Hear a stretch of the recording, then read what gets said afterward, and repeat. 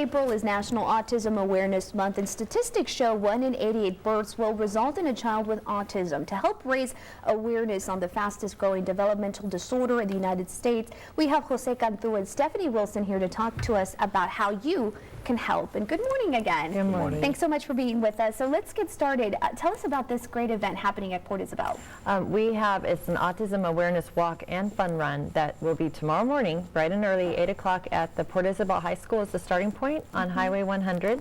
And it's a 5K run or it's a 2.2 mile walk. Okay, perfect. So tell us a little bit more about the event. If this is your second annual, more people signing up this year, Jose, tell us more about that. Everything's free, so just register with us in Port Isabel. We have stuff online, so you could find out where to register, who to call, and we have everything's free. We have live music, we have free food, we have raffles.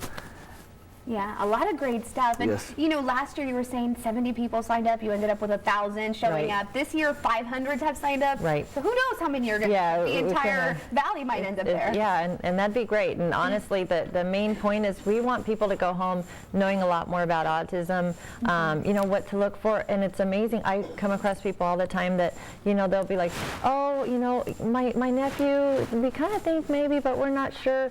And I always say, take them in, get them tested. The school districts will help you. There is free therapy supplied by the school district. If they are diagnosed with autism, that will help them with speech, physical therapy, things like that. And the sooner that they can start them on it, the better off these kids are. Because both you and Jose are parents of autistic children, so you know perhaps the trials and tribulations that they face.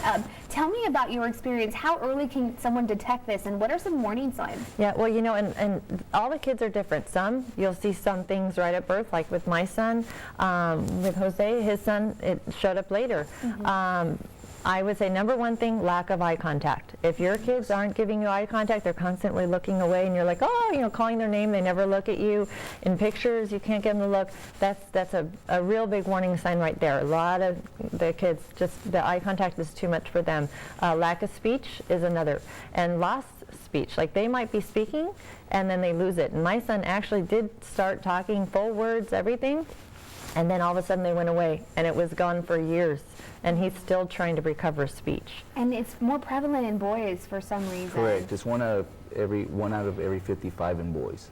Wow. So the numbers are... It's scary, for sure. And that's why we want to bring awareness to the community, make sure that they know about the warning signs. And obviously, coming to this event, you'll get more information on it. Absolutely. Yeah. Thanks so much for coming. Thank you. We really appreciate you bringing awareness to this, so thanks so much. In the meantime, let's send it over to Victoria.